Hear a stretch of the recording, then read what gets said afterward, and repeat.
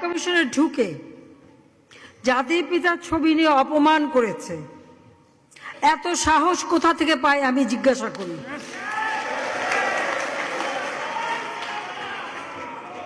আমি জানি না আমাদের হাই কমিশনার এখন কারা বসেছিল এবং তারা সেখানে কিছুই করতে পারলো না কেন, সেটাও বড় প্রশ্ন। আর আমি আমার প্রবাসী যারা বাঙালি, না আমার প্রবাসী বাঙালিদেরও আমি বলবো যে যারা এই ঘটনাগুলি ঘটিয়েছে তারা চলাফেরা করে না, তাদের দেখেন না। যে হাত দিয়ে জাতির পিতার ওই ছবি নিয়ে তারা ভেঙেছে, তাদের যা উপযুক্ত করা উচিত সেটা করতে হবে।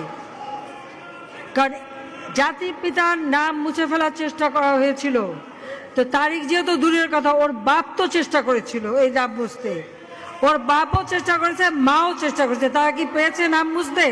পারে নাই।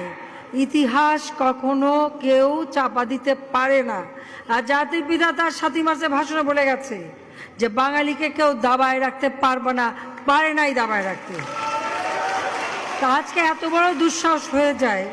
হ্যাঁ, আমি প্রধানমন্ত্রী এসে আমারটা যা করুক ওটা আমি কিছু মনে করি না, কিন্তু যিনি আমাদের জাতির পিতা, যার আইন আছে, সেখানে হাত দেবে এত সাহস কোত্থেকে পেল?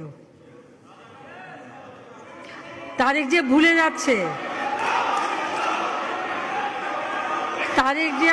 যাচ্ছে যে তার মা দুর্নীতি করে জেলে গেছে। আজকে তার